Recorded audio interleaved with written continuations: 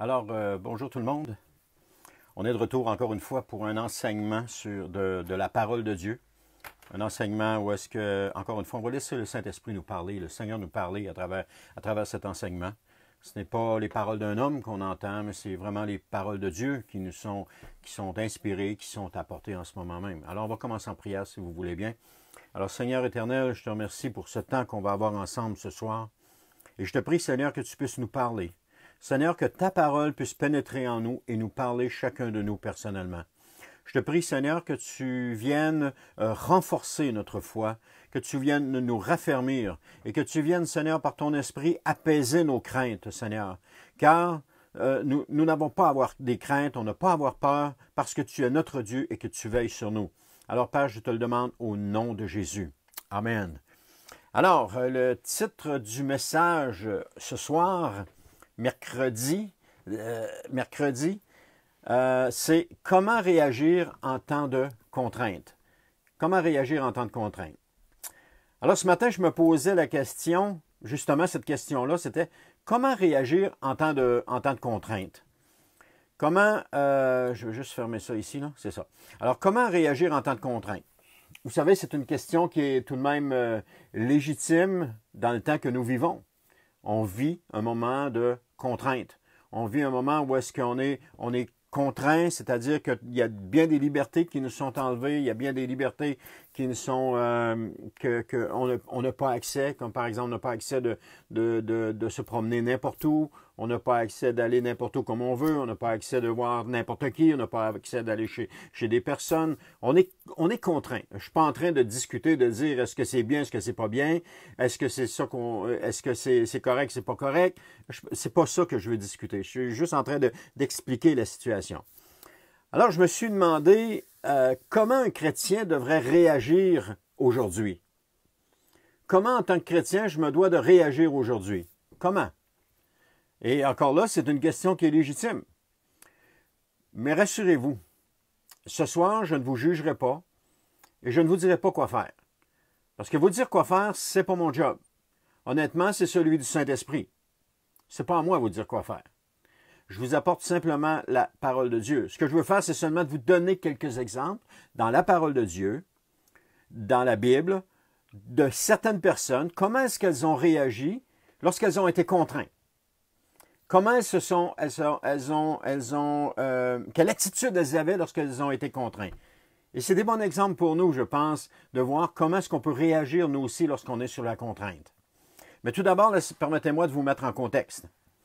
Nous, Québécois, on est, et tout le monde se plaît à le dire, on est un peuple vraiment distinct et on a une histoire qui est propre à nous. On n'est pas un peuple américain avec son histoire, on n'est pas un peuple français avec son histoire, on n'est pas un peuple allemand, un peuple juif, un peuple hébreu, on est un peuple canadien, français, québécois, avec une histoire. Et notre histoire, elle est propre à nous. On a d'ailleurs un passé qui est assez contraignant, bien entendu, et plusieurs d'entre nous ont pour ancêtre des prisonniers qui ont été envoyés de force ici en Nouvelle-France. Lorsque ça a été le temps de peupler la Nouvelle-France, le roi de France a mis sur des bateaux des prisonniers et il les a envoyés ici en Nouvelle-France pour peupler. Donc, ce sont des gens qui sont venus ici, pas de leur propre désir, pas de leur propre chef, mais ils sont venus ici, ils ont été envoyés ici pour, justement, de force. C'était une façon de purger leur peine. Soit tu purges ta peine en prison, ou soit tu purges ta peine en Nouvelle-France. Alors, par la suite, toujours, il y a eu la contrainte, la conquête des Anglais nous soumettant à leurs lois et à leurs règles. Donc, le peuple français de la Nouvelle-France a perdu ses repères lorsque les Anglais ont pris possession du comptoir. Donc, ils ont contraint encore une fois le peuple québécois, ils les ont contraints encore une fois. Il y a aussi, la langue fait aussi partie des contraintes que les Québécois ont dû endurer dans leur existence. La langue où les Anglais qui nous entourent de toutes parts sont majoritaires et seulement un petit peuple francophone au milieu de tout cela. Donc, on est contraint aussi à ce niveau-là. Et aussi, finalement, dans le siècle passé, comment la religion, et je ne suis pas en train de porter un jugement ou de quoi que ce soit, je fais juste énumérer les faits, la religion a contraint le peuple québécois de toutes sortes de façons. Elle les a contraints au niveau de la famille, au niveau du mariage, etc. Elle les a contraints de toutes sortes de façons. Donc, comprenez-moi bien, je ne suis pas en train de porter le blâme sur personne, ni de juger personne. Mais j'établis les faits seulement. Pour démontrer que nous, comme peuple québécois, on est un peuple qui a souvent vécu sous la contrainte. Et il est normal, à quelque part, que nous soyons rébarbatifs à toute contrainte. C'est normal. Parce que la contrainte a créé, à quelque part, des blessures, et que cette blessure-là, nous sommes en réaction à cette blessure-là. En tout cas, pour plusieurs d'entre nous. Pour certains d'entre nous. Peut-être pas la majorité, mais pour certains d'entre nous. Aujourd'hui, ce moment de confinement-là, de règles, d'interdits, fait remonter à la surface d'anciennes blessures qui, pour plusieurs, ne sont pas encore guéries. Ceci dit, en tant que croyant, né de nouveau, on est né de nouveau. Paul nous dit que toutes choses anciennes sont passées, voici toutes choses sont devenues nouvelles. Comment pouvons-nous réagir en temps de contrainte? Comment le chrétien peut-il réagir en tant que contrainte? Je vais vous donner le premier exemple, c'est Joseph, le fils de Jacob. On en a parlé les 3 dernières fois ou les 2 dernières fois. Joseph a été fait prisonnier par ses frères dans un premier temps. Il n'a jamais souhaité ce qui lui est arrivé. Jamais. En tout cas, il n'a pas souhaité que ça lui arrive de cette façon-là. Par la suite, il fut vendu à des marchands médianites qui, eux, à leur tour, l'ont revendu à un Égyptien du nom de Potiphar. Joseph n'avait pas choisi ça. Et sous la contrainte, il a dû aller dans ces endroits-là. Il a dû aller là et sous la contrainte. Mais dans ce temps de contrainte, Joseph a servi Potiphar avec fidélité. C'est ce que Genèse 39, chapitre 39, le verset 2 nous dit. « L'Éternel fut avec Joseph, de sorte qu'il réussissait tout ce qu'il entreprenait. » Souvenez-vous, Joseph est maintenant un prisonnier, un esclave. Il est esclave de Potiphar. Et ça nous dit que l'Éternel fut avec Joseph de sorte qu'il réussissait dans tout ce qu'il entreprenait. Joseph, Dieu était avec lui dans ce qu'il était en train de passer. De même, frères et sœurs, Dieu est avec chaque croyant dans ce qu'il est en train de passer. Je ne sais pas ce que vous êtes en train de vivre en ce moment, mais je sais une chose, Dieu est avec vous en ce moment.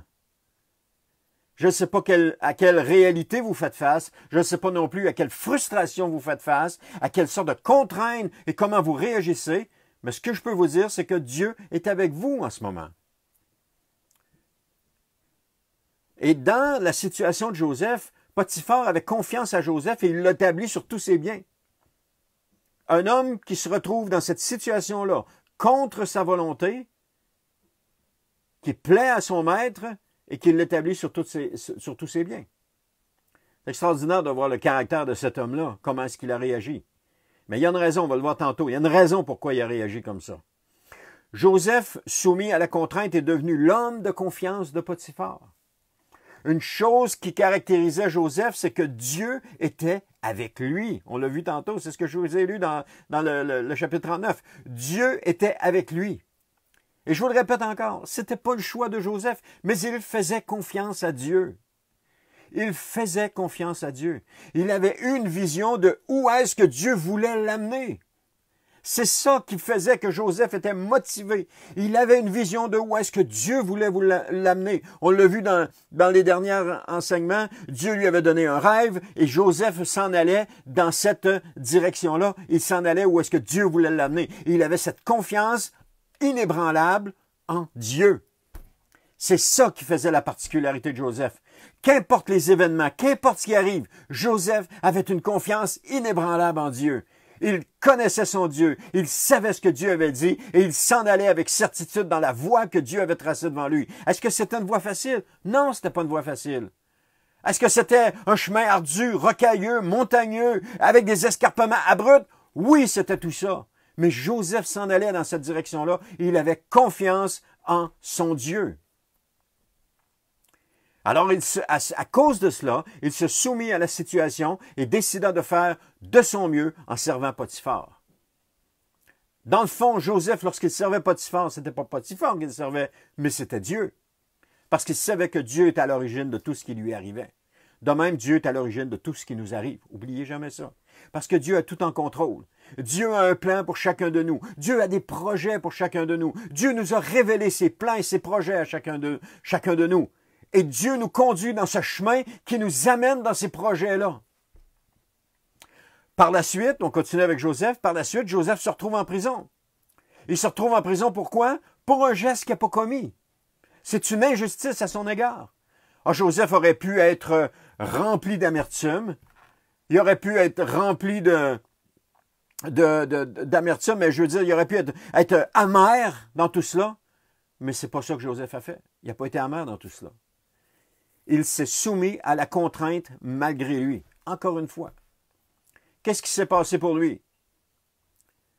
Le gardien, gardant dans son cœur la vision de Dieu pour lui, il se soumit au gardien de prison. Celui-ci gagna la faveur du commandant de la prison. C'est ce que Genèse 39, 21 nous dit. Que Joseph gagna la faveur du commandant de prison.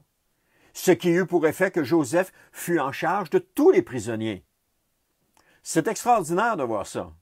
Comment un personnage, une personne sous la contrainte des hommes continue de faire confiance à Dieu et qu'il continue d'avancer dans le chemin que Dieu a tracé pour lui.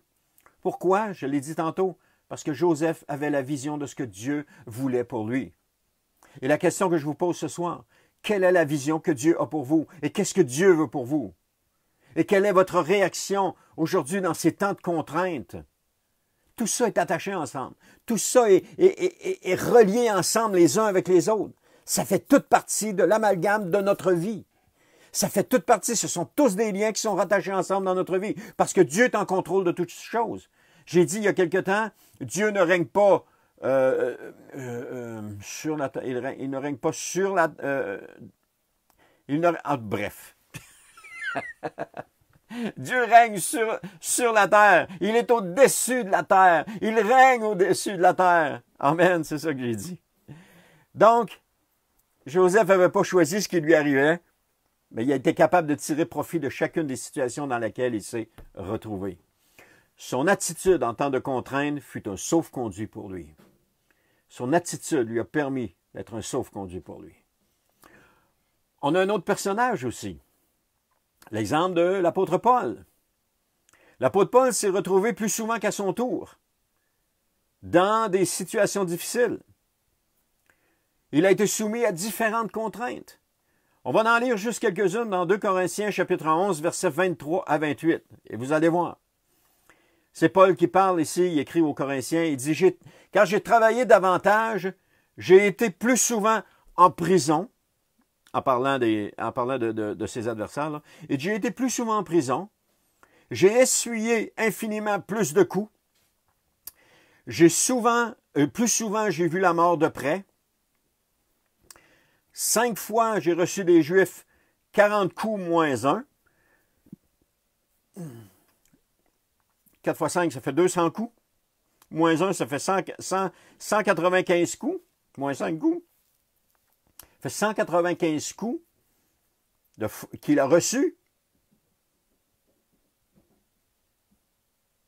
Et je me pose la question. Si j'avais seulement eu la moitié de ce qu'il y a eu, est-ce que je suivrais encore le Seigneur? Est-ce que je serais encore aussi zélé pour le Seigneur? Est-ce que je serais en train de foncer encore pour le Seigneur? Je me souviens d'avoir dit une fois à mon père, « Oh, père, lui dit, je serais prêt à mourir pour le Seigneur. » Mon père m'a regardé et m'a dit, « Denis, fais attention à ce que tu dis. » Alors aujourd'hui, je fais attention à ce que je dis. Est-ce que je serai encore là? Paul, pour moi, est un modèle, tant dans sa vie, dans sa persévérance, dans sa détermination, dans son caractère. Il n'est pas juste un modèle pour moi, il est un modèle pour la majorité des chrétiens. Alors il dit, au verset 25, 3 fois j'ai été fouetté, 1 fois lapidé, Et j'ai vécu 3 naufrages. J'ai passé un jour et une nuit dans la mer.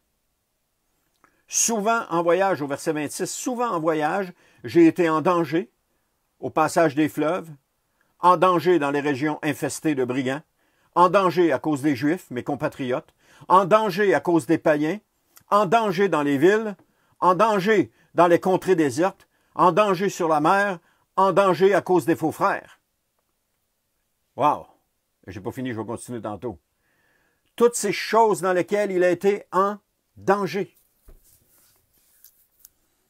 Encore une fois, je m'arrête puis je me pose la question. Est-ce que je serais encore au Seigneur si j'avais vécu seulement la moitié de ce que l'apôtre Paul a vécu? Mais vous savez pourquoi l'apôtre Paul a été capable d'endurer tout cela, puis de passer à travers cela, puis de sortir gagnant de tout cela? C'est parce qu'il connaissait celui en qui il croyait. Il savait ce que Dieu avait pour lui. Dieu avait un projet, une vision pour lui, et Paul savait où est-ce qu'il s'en allait. Et c'est pour cette raison qu'il a passé à travers toutes ces difficultés-là. Pourquoi les chrétiens qui ont subi la persécution dans le premier siècle sous les empereurs romains, Néron, je pense, en tout cas la persécution sanglante qu'ils ont eue là, pourquoi est-ce que les premiers chrétiens ont passé au travers de cela? Ah, il y en a qui vont dire, oui, c'est parce que les apôtres les encourageaient. Oui, Pierre a envoyé des lettres pour les encourager, c'est vrai. Mais est-ce que c'est seulement cela qui les a fait passer à travers? Ce qui les a fait passer à travers, c'est leur amour pour Christ. Ce qui les a fait passer à travers, c'est parce qu'ils savaient où est-ce qu'ils s'en allaient après qu'ils seraient morts. Ils savaient qu'ils s'en allaient dans la présence de Dieu. Ils savaient, parce que Paul avait écrit aux Thessaloniciens la même chose, parce qu'il s'inquiétait aussi à propos des morts, ils savaient qu'il allait ressusciter avant les vivants lorsque Christ apparaîtrait dans les cieux et que l'enlèvement aurait lieu. Ils savaient qu'ils allaient être les premiers à être là, parce qu'ils donnaient leur vie pour le Seigneur Jésus. Ils savaient qu'en donnant leur vie pour le Seigneur Jésus, Dieu les accepterait avec lui. Ils étaient prêts à donner leur vie. Ils étaient prêts à aller jusqu'au bout parce qu'ils croyaient en celui en qui ils avaient cru. Ils faisaient confiance à celui en qui ils avaient cru. Et ça m'a shaké, ça me shake en voyant ce passage-là. Parce que je me dis, est-ce que j'aime suffisamment Jésus pour accepter et endurer tout cela? J'endure des choses. Je subis des choses. Mais c'est rien comparé à ce que Paul a survécu. Il dit au verset 27, je continue avec ça, il dit au verset 27, « J'ai connu bien des travaux et des peines, de nombreuses nuits blanches, la faim et la soif, de nombreux jeûnes, le froid et le manque d'habits. » Verset 28, « Et sans parler du reste. En plus, il y avait d'autres choses en plus. Je porte mon fardeau quotidien, le souci de toutes les églises. » Il dit, sans parler du reste. Wow! Pour l'apôtre Paul, ça a été ce fut une vie de contrainte. À partir du moment de sa nouvelle naissance, ça a été une vie de contrainte. Quelqu'un m'a dit un jour, et ça fait pas tellement longtemps de cela, il dit, tu sais, Denis, la vie chrétienne, c'est une vie de renoncement. Et ça me fait réfléchir encore. De savoir que la vie chrétienne est une vie de renoncement, ça me fait réfléchir encore. Parce que nous, chrétiens du 21e siècle, est-ce qu'on comprend encore ce que c'est que le renoncement?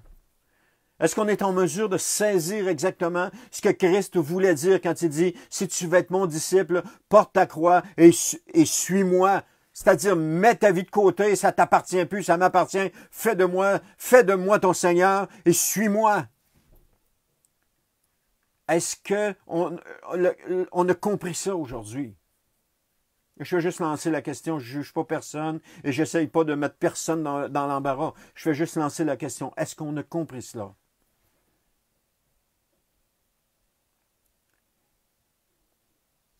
Matthieu 16, 24, cette personne-là qui m'a dit que la vie était une vie de renoncement, il avait raison parce que nous sommes appelés à renoncer à tout pour suivre Jésus. C'est ce que Matthieu 16, 24 nous dit. Donc, ce temps de contrainte imposé est une excellente occasion pour faire remonter notre vrai caractère. Et croyez-moi, mon caractère a remonté. Pour ceux qui sont proches de moi, qui m'ont vu, qui m'ont entendu, ils savent ce que je pense de cela. Que mon caractère, ils ont vu mon caractère. Mais gloire à Dieu. J'espère juste que ce caractère-là va changer. J'entends mon épouse qui dit, moi aussi, j'espère qu'il va changer bientôt. Mais on est interpellé dans toutes ces choses-là, comme croyants.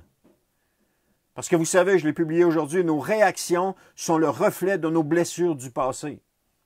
Si nous réagissons fortement à la contrainte, c'est peut-être parce qu'il y a une blessure à l'intérieur de nous, une blessure du passé, qui nous amène à réagir comme ça. C'est encore quelque chose qu'on vient remuer, qui nous touche à l'intérieur, qui nous fait mal, et la contrainte dans laquelle on vit, c'est comme si on retournait dans le passé et qu'on vivait une certaine contrainte. Et cette contrainte-là peut être due à notre passé d'enfant, avec nos parents, mais elle peut être due aussi à notre passé qui est sociétal, notre passé de société québécoise à multiples occasions contraint. Et je ne suis pas en train de dire que pauvre petit peuple québécois qui fait donc pitié. C'est pas ça que je suis en train de dire. Je suis en train de dire qu'on a vécu des moments, qu'on a vécu des choses qui ont créé des blessures en nous et que lorsqu'on est contraint à nouveau, ça fait ouvrir cette blessure-là si elle n'a pas été guérie. Et une chose qu'on peut faire avec cela, et c'est ça que j'ai commencé à faire, c'est de dire, Seigneur, prends cette blessure et guéris-la. S'abandonner entre les mains de Dieu puis lui faire confiance pour guérir cette blessure-là.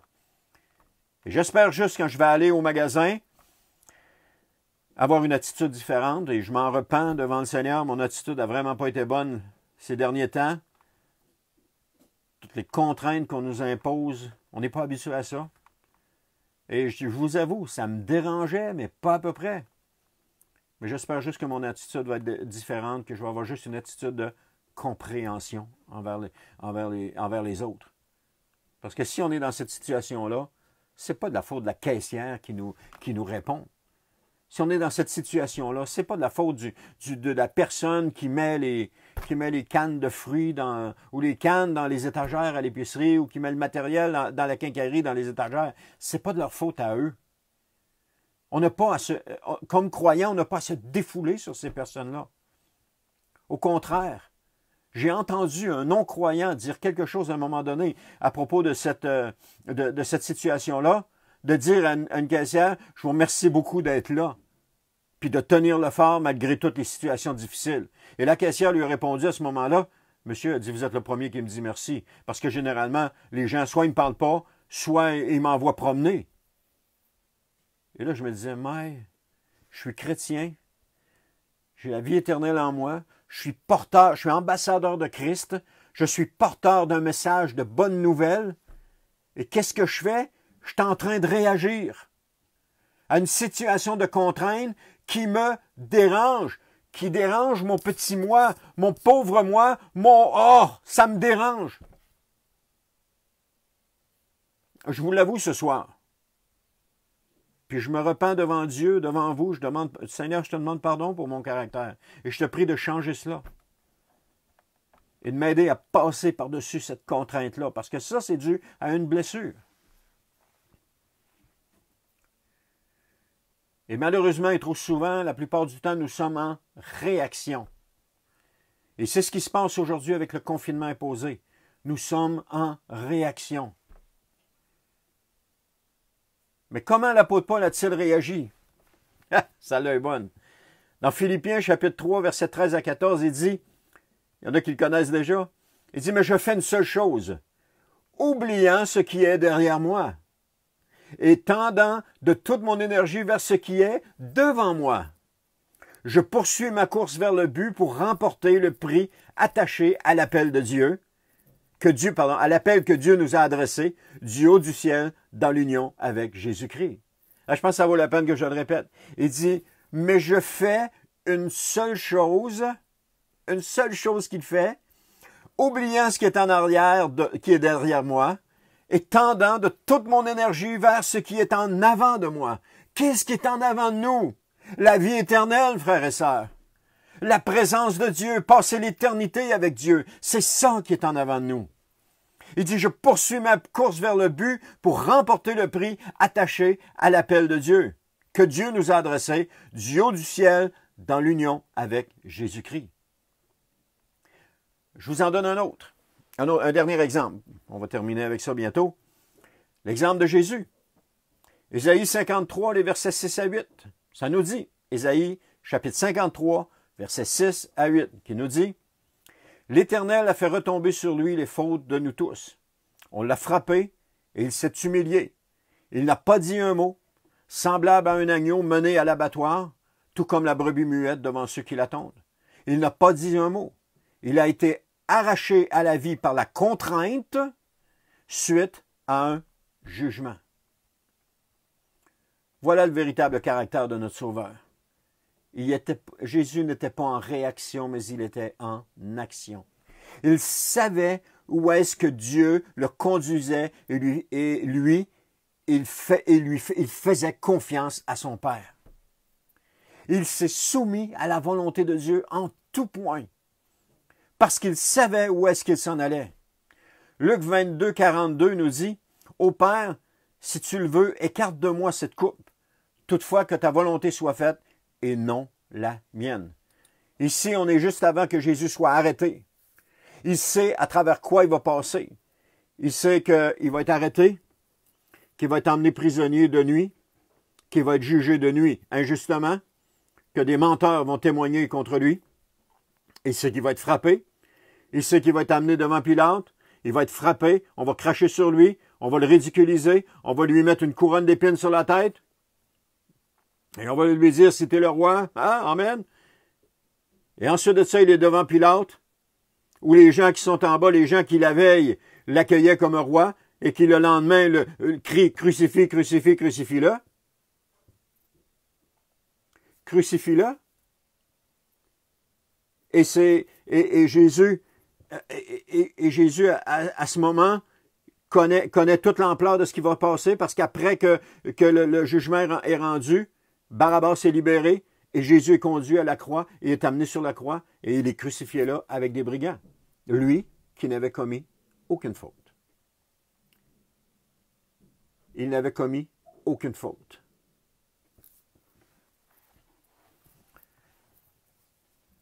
Alors Jésus, dans les moments les plus contraignants de sa vie, ne s'est jamais laissé décourager, mais il s'est remis entièrement à la volonté de Dieu. Tout comme Joseph et Paul. Donc, comment réagir en temps de contrainte? Comment réagir en temps de contrainte? C'était ça le titre du message. 1, d'après ce qu'on vient de voir, faire confiance à Dieu. Premier point, faire confiance à Dieu. Deuxième point, se rappeler ses promesses à notre égard. Troisième point, se soumettre à sa volonté. Et quatrième point, accepter que les choses ne soient pas comme je le veux. Et celle-là n'est pas facile. Parce que souvent, on veut que ça se passe comme on a envie que ça se passe. Et si ça ne se passe pas comme on a envie que ça se passe, ça ne marche pas.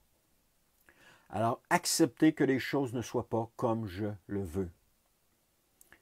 Galates, chapitre 2, le verset 20, c'est Paul qui parle, il dit « Ce n'est plus moi qui vis, c'est le Christ qui vit en moi.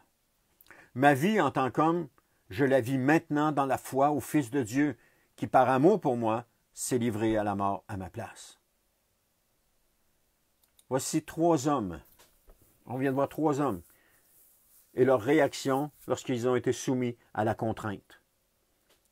Lorsqu'ils ont passé à travers des situations difficiles. 3 hommes soumis à la contrainte. On a vu leur réaction, leur action et non pas leur réaction. On a vu comment ils se sont soumis à Dieu. Et ma prière ce soir pour chacun et chacune qui écoute ce message présentement ou qui vont l'écouter en différé, ma prière c'est que nous soyons des Paul, des Joseph, et que nous soyons le modèle de Jésus dans nos réactions. Mais plus que cela encore, qu'on soit des gens qui encouragent.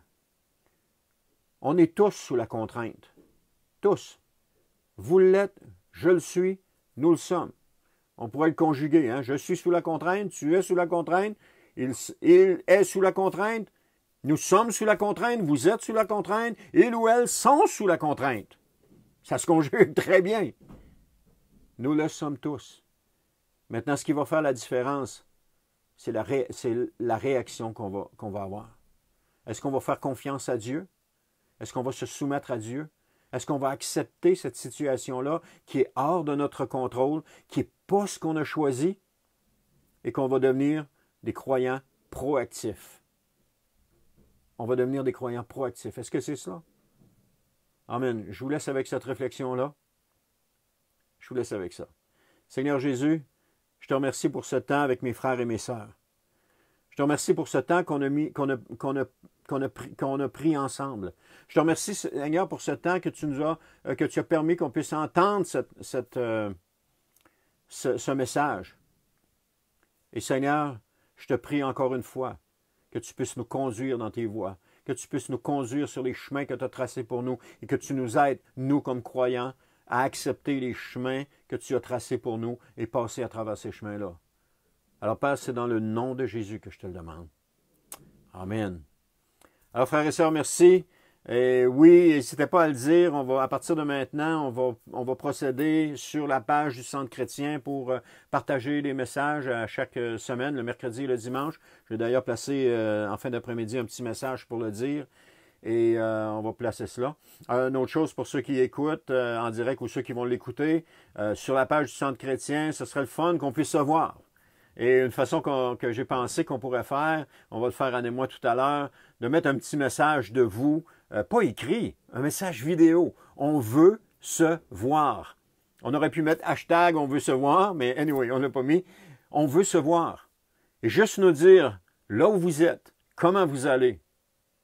Comment vous allez?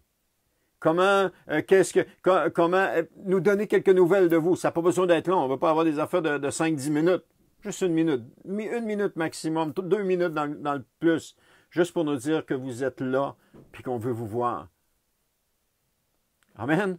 Alors, je vous laisse là-dessus, frères et sœurs, et puis n'hésitez pas à partager ce message-là sur votre page.